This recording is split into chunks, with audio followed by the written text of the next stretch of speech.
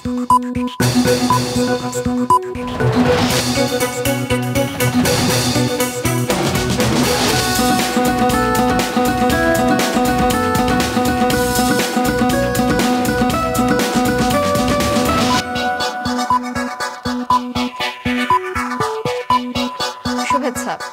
দুপুরের মাছরাঙা সংবাদে আপনাদের সঙ্গে আছে আমি ফারহানা পারভিন। শুরুতে জানিয়ে দিচ্ছি গার্ডিয়ান লাইফ ইন্স্যুরেন্স সংবাদ শিরোনাম।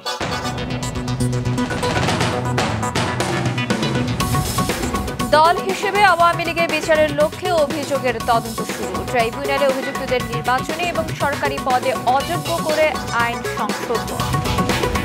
সংবিধানের সংস্কার সংসদে করার পক্ষে তারেক রহমান জানালেন, নির্বাচনে এককভাবে জিততে আত্মবিশ্বাসী, তবে সরকার গড়তে চান অন্যান্য দল নিয়ে। সাবেক কর্মকর্তা এবং নির্বাচন বিশেষজ্ঞদের মতামত নিল কমিশন। কিভাবে জালিয়াতি হয় এবং তা বন্ধের উপায় জানতে চাইলেন সিইসি। শুনছিলেন শিরোনাম, এবার বিস্তারিত। দল হিসেবে আওয়ামী লীগের বিচারের আনুষ্ঠানিক তদন্ত শুরু করেছে আন্তর্জাতিক অপরাধ ট্রাইব্যুনালের তদন্ত সংস্থা। চিফ প্রসিকিউটর মোহাম্মদ তাজুল ইসলাম বিষয়টি নিশ্চিত করে আরও জানিয়েছেন, এরই মধ্যে তদন্ত কর্মকর্তা নিয়োগ দেওয়া হয়েছে। এর আগে এনডিএম এর চেয়ারম্যান ববি হাজ্জাজ গত বছর ট্রাইব্যুনালে চিফ প্রসিকিউটর বরাবর অভিযোগ জমা দেন। এতে বলা হয়, আওয়ামী লীগ সহ 14টি রাজনৈতিক দল গণহত্যার সরাসরি হুকুমদাতা হিসেবে দায়ী। চিফ প্রসিকিউটর বলেন, তারা অভিযোগের ভিত্তিতে প্রাথমিক তদন্ত শুরু করেছেন। এটি পুরোদমে শুরু হলে বিষয়টি কতদূর পর্যন্ত যেতে পারে তা তখন জানাতে পারবেন। আনুষ্ঠানিকভাবে আওয়ামী লীগের বিরুদ্ধে তদন্ত শুরু হয়েছে, তদন্ত কর্মকর্তা নিয়োগ হয়েছে এবং তারা তদন্ত কাজ খুব দ্রুতই সম্পন্ন করবেন, তারা সর্বাত্মক চেষ্টা করবেন এবং তদন্ত রিপোর্ট প্রাপ্তি সাপেক্ষে দল হিসাবে বিচারের জন্য আওয়ামী লীগের ব্যাপারেও যথাযথ ব্যবস্থা গ্রহণ করা হবে। ভবিষ্যতে দলের বিরুদ্ধে যে তদন্ত হবে, দলের বিরুদ্ধে যে সমস্ত সাক্ষ্য প্রমাণ আসবে, তার মধ্যে বিদ্যমান যে সমস্ত সাক্ষ্য ইতিমধ্যে হয়ে গেছে যেগুলো, সেই সাক্ষ্য প্রমাণগুলো অন্যতম এভিডেন্স হিসেবে গণ্য হবে। আন্তর্জাতিক অপরাধ ট্রাইব্যুনালে কারো বিরুদ্ধে আনুষ্ঠানিক অভিযোগ দাখিল হলে তিনি সংসদ সদস্য হিসেবে নির্বাচিত হওয়ার যোগ্য হবেন না। একই সঙ্গে সংসদ সদস্য হিসেবে থাকার যোগ্যতাও হারাবেন। আন্তর্জাতিক অপরাধ ট্রাইব্যুনাল আইন সংশোধন করে অধ্যাদেশ জারি করা হয়েছে। সংশোধিত অধ্যাদেশ অনুযায়ী ট্রাইব্যুনালে অভিযোগ দাখিল হলে স্থানীয় সরকার সংস্থার সদস্য, কমিশনার, চেয়ারম্যান, মেয়র বা প্রশাসক নির্বাচিত বা নিযুক্ত হওয়া বা থাকার যোগ্য হবেন না। এছাড়া সরকারি কোনো চাকুরিতে নিয়োগ পাবেন না অভিযুক্ত ব্যক্তি। সেই সঙ্গে তিনি কোনো সরকারি পদে অধিষ্ঠিত হতে পারবেন না। তবে ট্রাইব্যুনাল কর্তৃক অব্যাহতিপ্রাপ্ত বা খালাসপ্রাপ্ত ব্যক্তির ক্ষেত্রে এই বিধান প্রযোজ্য হবে না। বিপ্লব পরবর্তী দেশ পুনর্গঠনের প্রয়োজনে এই সংশোধনী আনা হয়েছে বলে জানিয়েছেন চিফ প্রসিকিউটর। বিএনপির সংস্কারের পক্ষে, তবে সংবিধান সংক্রান্ত সংস্কারগুলো পরবর্তী নির্বাচিত সংসদে হওয়া উচিত বলে মনে করেন বিএনপির ভারপ্রাপ্ত চেয়ারম্যান তারেক রহমান। আর ভারতের সঙ্গে সম্পর্ক প্রসঙ্গে তিনি বলেছেন, তারা যদি বাংলাদেশের স্বৈরাচারকে আশ্রয় দিয়ে দেশের মানুষের বিরাগ ভাজন হয়, সে দায় সে দেশটির। বিবিসি বাংলাকে দেওয়া সাক্ষাৎকারে তিনি এসব কথা বলেন। অন্য এক গণমাধ্যমে দেওয়া সাক্ষাৎকারে আগামী নির্বাচনে জয়ী হয়ে এককভাবে সরকার গঠনের বিষয়ে আত্মবিশ্বাসের কথা জানানোর পাশাপাশি এনসিপি সহ অন্যান্য দলকে নিয়ে সরকার গঠন করার আগ্রহের কথাও জানান তারেক। বিস্তারিত হাসান তানভীরের রিপোর্টে। সুষ্ঠু, নিরপেক্ষ, স্বাধীন নির্বাচনের একটি বিষয়। প্রায় 2 দশক পর প্রথম গণমাধ্যম হিসেবে বিবিসি বাংলাকে দেয়া সাক্ষাৎকারের দ্বিতীয় ও শেষ পর্ব আজ প্রকাশ করেছে সংস্থাটি। ক্ষমতায় গেলে ভারতের সঙ্গে বর্তমান শীতল সম্পর্কের উন্নতির সম্ভাবনা প্রসঙ্গে এক প্রশ্নে তিনি বলেন, দেশের মানুষ সিদ্ধান্ত নিয়েছে তাদের সঙ্গে শীতল সম্পর্ক থাকবে, আমাদেরকে মানুষের সঙ্গে থাকতে হবে। সবার আগে বাংলাদেশ। আপনি পার্টিকুলার একটি দেশের কথা বলেছেন, এখানে ওই দেশ বা অন্য দেশ তো বিষয় না, তো মানে বিষয় তো হচ্ছে ভাই বাংলাদেশ। আমার কাছে আমার স্বার্থ, আমি আগে আমার দেশের মানুষের স্বার্থ দেখবো, আমার দেশের স্বার্থ দেখবো। অবশ্যই আমি আমার পানির হিস্সা চাই। অবশ্যই আমি দেখতে চাই না যে ফেলানির আরেক ফেলানি ঝুলে আছে। অবশ্যই আমরা এটা মেনে নিব না। তারা যদি স্বৈরাচারকে সেখানে আশ্রয় দিয়ে বাংলাদেশের মানুষের বিরাগ ভাজন হয়, সেখানে তো আমাদের কিছু করার নেই। এটা বাংলাদেশের মানুষ সিদ্ধান্ত নিয়েছে যে তাদের সাথে শীতল থাকবে। সো আমাকে আমার দেশের মানুষের সাথে থাকতে হবে। রাষ্ট্র সংস্কারের ক্ষেত্রে বিএনপির ৩১ দফা নাকি সরকারের উদ্যোগে হতে যাওয়া জুলাই সনদ, কোনটি অগ্রাধিকার পাবে এমন প্রশ্নে তারেক রহমান বলেন, এখন যেসব বিষয় নিয়ে আলোচনা হচ্ছে তার অনেকগুলো প্রস্তাব বিএনপি অনেক আগেই দিয়েছে। সংবিধান সংস্কারের প্রস্তাবগুলো নির্বাচিত সংসদের মাধ্যমে বাস্তবায়নের পক্ষে মত দেন তিনি। বলেছেন, বর্তমান সরকারের সাথে সম্পর্ক কতটা উষ্ণ থাকবে সেটা সরকারের কাজের উপর নির্ভর করছে, তাতে সরকারের সাফল্য কামনা করেন তিনি। নির্বাচিত সংসদের কথা বলছেন, অথচ তাকে বাদ দিয়ে যদি আপনি আউট অফ দি বক্স যদি আপনি কিছু করেন এবং এটা যদি রেওয়াজ হয়ে যায়, তাহলে এটা আমরা মনে করি যে এটা সাংবিধানিকভাবে হোক, আইনগতভাবে হোক, যে দৃষ্টিকোণ থেকে বিচার বিবেচনা করেন না কেন, ভবিষ্যতের জন্য এটা একটি খারাপ দৃষ্টান্ত হয়ে থাকবে। আমরা আমাদের ৩১ দফা বাস্তবায়ন করব, কারণ ওটা তো আমাদের পলিটিক্যাল কমিটমেন্ট। এটাও যেমন পলিটিক্যাল কমিটমেন্ট, ওটাও আমাদের পলিটিক্যাল কমিটমেন্ট। এটা আমরা রাজনৈতিক দলগুলো মিলে একত্রিত হয়ে বলেছি, ওটাও আমরা অনেকগুলো রাজনৈতিক দল একত্রিত হয়েই কিন্তু ৩১ দফা দিয়েছি। বিএনপির রাজনীতির পরিবর্তন ও ভবিষ্যৎ কি এমন প্রশ্নে তিনি বলেন, ভবিষ্যৎ বিএনপির অন্যতম মূল লক্ষ্য দেশের গণতন্ত্রের বুনিয়াদ শক্ত করা। আরও বলেন, তাদের রাজনীতির মূল লক্ষ্য জনগণের জীবনমান উন্নয়ন ও দেশের সার্বভৌমত্ব রক্ষা। আমরা অতীত থেকে অভিজ্ঞতা অর্জন করেছি, এক্সপিরিয়েন্স অর্জন করেছি যে ঠিক আছে, এই কাজটি এইভাবে করলে হয়তো ভুল হয়, এটি আমরা ভবিষ্যতে ইনশাল্লাহ করব না। বাট আমাদের অভিজ্ঞতা আছে, অভিজ্ঞতার আলোকে আমরা ভালো মন্দর যাচাইয়ের আমরা করতে পারবো। একই সাথে আমাদের কমিটমেন্ট আছে, যে কমিটমেন্ট দিয়ে আমরা ডেলিভারি করতে পারবো। সামাজিক যোগাযোগ মাধ্যমে মিম ও কার্টুন উপভোগ করেন উল্লেখ করে তারেক রহমান বলেন, বিএনপি গণমাধ্যমের স্বাধীনতায় বিশ্বাসী। আপনি যদি আমাকে জিজ্ঞেস করেন কিভাবে দেখেন, আমি বলবো যে আই এনজয় দোজ। আপনি দেখেন এগুলো, আপনার চোখে পড়ে? হ্যাঁ, চোখে পড়বে না কেন, অবশ্যই চোখে পড়বে। বিএনপি অতীত সরকারের সময় যেরকম সাংবাদিকদেরকে গুম করা হয়নি, সাংবাদিকদেরকে নির্যাতন করা হয়নি, সাংবাদিকদেরকে দেশ ছেড়ে যেতে হয়নি, বাধ্য হতে হয়নি, ইনশাল্লাহ ভবিষ্যতেও হবে না। এদিকে যুক্তরাজ্য ভিত্তিক সংবাদ মাধ্যম ফিনান্সিয়াল টাইমসকে দেয়া এক সাক্ষাৎকারে তারেক রহমান বলেছেন, আগামী নির্বাচনে জয়ী হয়ে এককভাবে সরকার গঠনের বিষয়ে আত্মবিশ্বাসী তিনি। শিগগিরই দেশে ফিরবেন বলেও জানান তারেক রহমান। হাসনাইন তানভীর, মাছরাঙা সংবাদ, ঢাকা। সুষ্ঠু সুন্দর নির্বাচন করতে রাজনৈতিক দলগুলোর সহযোগিতার বিকল্প নেই বলেছেন প্রধান নির্বাচন কমিশনার। সকালে আগারগাঁওয়ে নির্বাচন ভবনে নির্বাচন বিশেষজ্ঞদের সঙ্গে সংলাপে তিনি এ কথা বলেন। প্রধান নির্বাচন কমিশনারের সভাপতিত্বে সংলাপে কমিশন সচিবালয়ের সাবেক কর্মকর্তা সহ পর্যবেক্ষক সংস্থার প্রতিনিধিরা অংশ নেন। বিশেষজ্ঞরা সুষ্ঠু ভোটের আয়োজনে ভোট কেন্দ্র বাড়ানোর পরামর্শ দেন। স্বাগত বক্তব্যে দেশের জন্য ভালো কিছু করতে এই নির্বাচনকে জীবনের শেষ সুযোগ হিসেবে দেখছেন বলে জানান সিইসি। জাতিকে সুষ্ঠু সুন্দর নির্বাচন উপহার দিতে চায় ইসি। তিনি আরও বলেন, অতীতের যে কোনো নির্বাচনের চেয়ে এবার কমিশনকে সোশ্যাল মিডিয়া এবং এআই অপব্যবহারের মতো বাড়তি চ্যালেঞ্জ মোকাবেলা করতে হচ্ছে। এখানে সবার সহযোগিতা লাগবে, মিডিয়ার সহযোগিতা লাগবে, রাজনীতিবিদদের সহযোগিতা তো লাগবেই, যে তারাই হচ্ছে মূল প্লেয়ার, তাদের সহযোগিতা লাগবে। সর্বোপরি দেশের জনগণের সহযোগিতা লাগবে। ইলেকশনকে ম্যানিপুলেট করার জন্য কোথায় কোথায় হাত দেওয়া দরকার আমাদের, যাতে এই জিনিস আর না ঘটতে পারে, সেই পরামর্শ আপনারা আমাদেরকে দিবেন। আমি সে আশা করি অন্যদের কাছ থেকে আমরা সেই ধরনের পরামর্শ চাই নাই। দর্শক, এ নিয়ে বিস্তারিত জানাতে নির্বাচন ভবন থেকে সরাসরি যোগ দিচ্ছেন আমাদের বিশেষ প্রতিনিধি নিয়াজ মোর্শেদ। নিয়াজ, সংলাপে বিশেষজ্ঞরা কি কি মতামত দিয়েছেন জানতে পেরেছেন?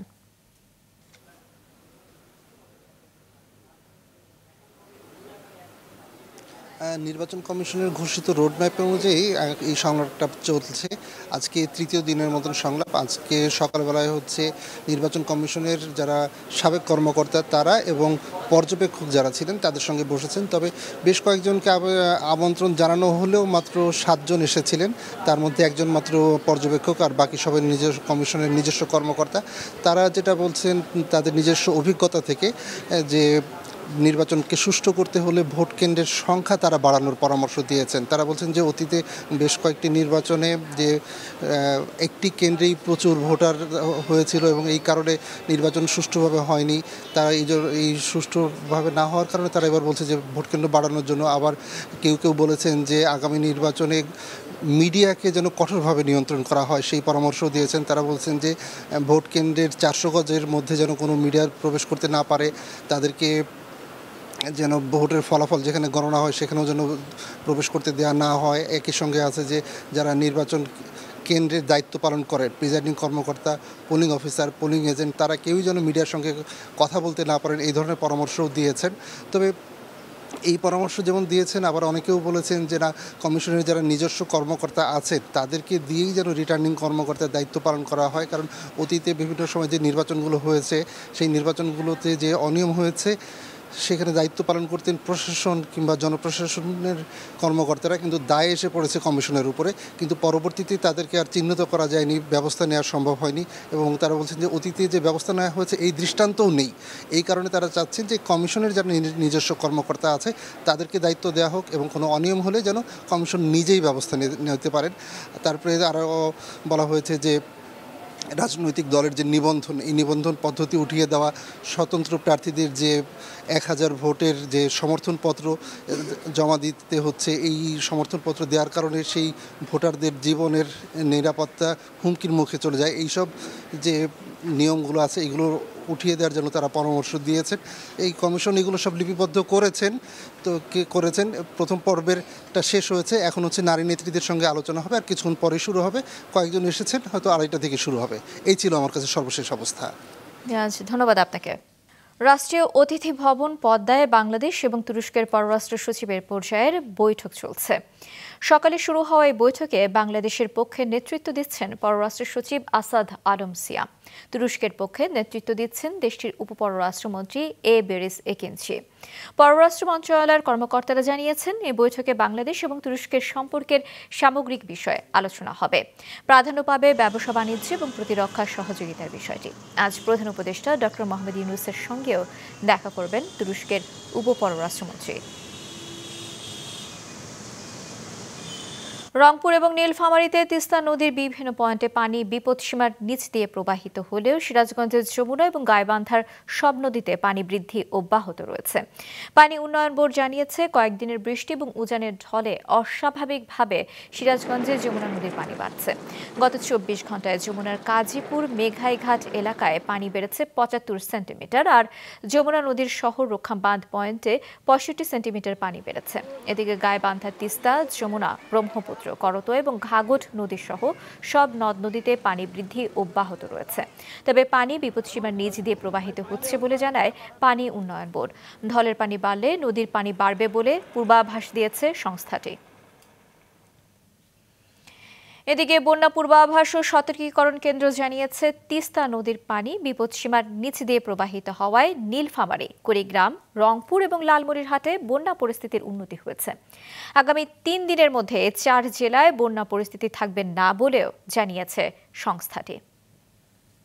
গত 2 দিনে দেশের উত্তরাঞ্চলের 4টি জেলায় কুড়িগ্রাম, রংপুর, নীলফামারী এবং লালমনিরহাটে বন্যা পরিস্থিতি লক্ষ্য করেছিলাম নিম্নাঞ্চলে, সেটি এখন অনেকটাই উন্নতি লাভ করেছে এবং এটা আগামী 3 দিনের মধ্যে পুরোপুরি স্বাভাবিক হয়ে আসতে পারে।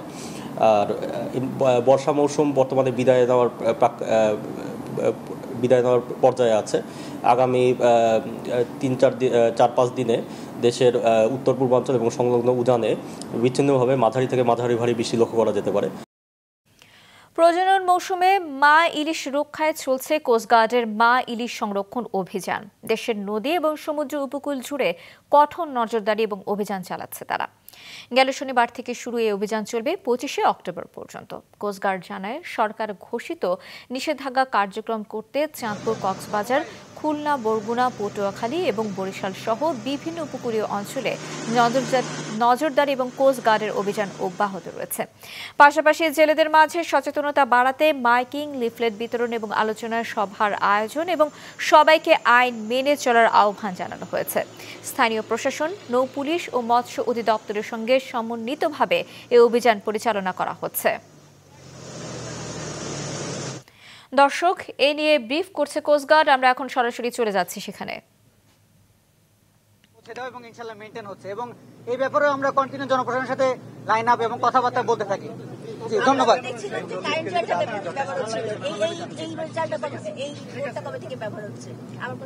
জি, বোটটা দীর্ঘদিন ধরে ব্যবহার হচ্ছে। যে বোর্ডটা দীর্ঘদিন ধরে আর্টিসানাল বোর্ড ব্যবহার হচ্ছে, বাট আমাদের অভিযান সাঁড়াশি অভিযান চলার কারণে আলহামদুলিল্লাহ এখন এই আর্টিসানাল বোর্ড আর দেখা যাচ্ছে না। তারপরেও আমাদের অভিযান সবসময় সার্বক্ষণিক, আগের চেয়ে আমরা তৎপর হয়েছি এবং দিনে রাতে বললাম সবসময় অভিযান চলমান।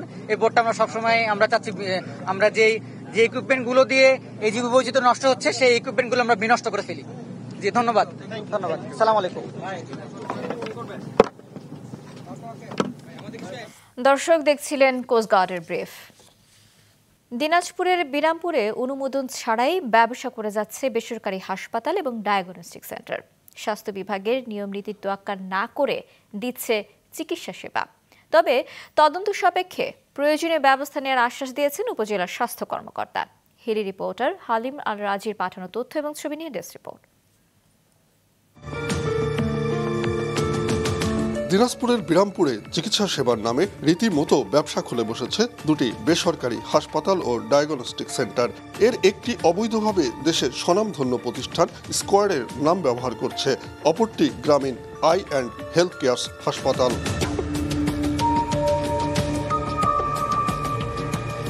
স্বাস্থ্য বিভাগের নিয়ম অনুযায়ী বেসরকারি হাসপাতাল বা ডায়াগনস্টিক সেন্টার পরিচালনার জন্য পৌরসভার ট্রেড লাইসেন্স, বর্জ্য ব্যবস্থাপনা লাইসেন্স, ফায়ার সার্ভিসেস সার্টিফিকেট, শ্রম অধিদপ্তর ও পরিবেশ অধিদপ্তরের ছাড়পত্র এবং স্বাস্থ্য বিভাগের অনুমোদন পত্র নিতে হবে।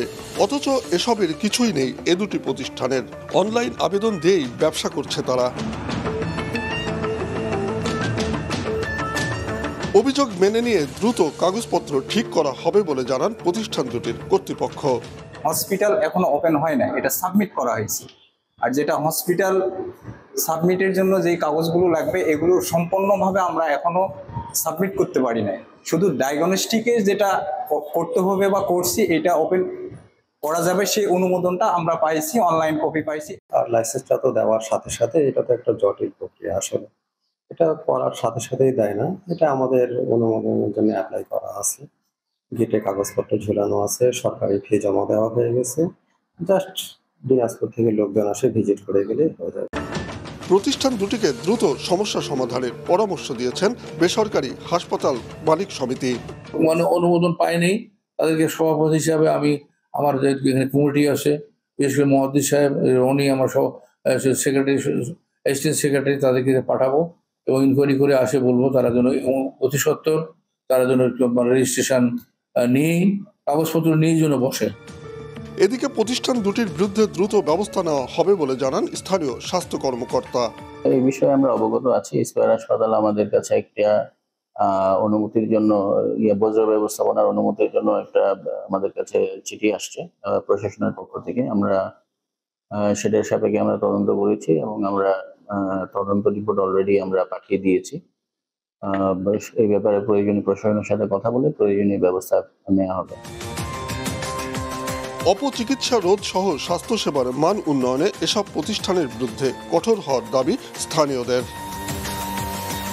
মাছরাঙা নিউজ ডেস্ক। আন্তর্জাতিক প্রসঙ্গ। মার্কিন প্রেসিডেন্ট ট্রাম্পের প্রস্তাবিত গাজা শান্তি পরিকল্পনা নিয়ে মিশরের শার্ম আল শেখ শহরে প্রথম দিনের আলোচনা শেষ করেছেন প্যালেস্টাইনের স্বাধীনতাকামী সংগঠন হামাস এবং ইসরায়েলের প্রতিনিধিরা। আলোচনায় যুক্তরাষ্ট্র, মিশর এবং কাতারের মধ্যস্থতাকারী দুই পক্ষের মধ্যে একটি চুক্তি সম্পাদনের চেষ্টা করছেন।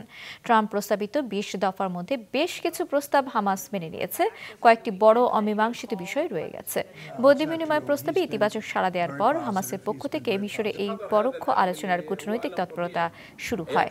ট্রাম্পের পক্ষ থেকে উভয় পক্ষকে দ্রুত পদক্ষেপ নিতে আহ্বান জানানো হয়েছে। এসব তৎপরতার মধ্যেও গাজায় হামলা অব্যাহত রেখেছে ইসরায়েল। এতে গেল 24 ঘন্টা নিহত হয়েছে অন্তত 10 প্যালেস্টাইনি। খেলার খবর। নির্বাচিত সভাপতি আমিনুল ইসলাম বুলবুলের নেতৃত্বে ক্রিকেট বোর্ডের নতুন পরিচালনা পর্ষদের প্রথম সভা আজ। কমিটি বন্টন হতে পারে পরিচালকদের মধ্যে। এছাড়া আর কি কি বিষয়ে সভায় আলোচনা হওয়ার কথা তা বিস্তারিত জানাতে এখন আমাদের সঙ্গে মিরপুর শেরে বাংলা জাতীয় ক্রিকেট স্টেডিয়ামের বিসি কার্যালয় থেকে সরাসরি যোগ দিচ্ছেন আমাদের স্টাফ রিপোর্টার অনেক জাভের। আপনার কাছে জানতে চাই যে বিসিবির নতুন পরিচালকদের প্রথম সভায় আলোচনার বিষয়গুলো কি কি। এর সঙ্গে আমাদের জানাবেন যে এনএসসি কোটার পরিচালক ইশফাক আহসানের পরিবর্তে কাকে পরিচালক করা হচ্ছে?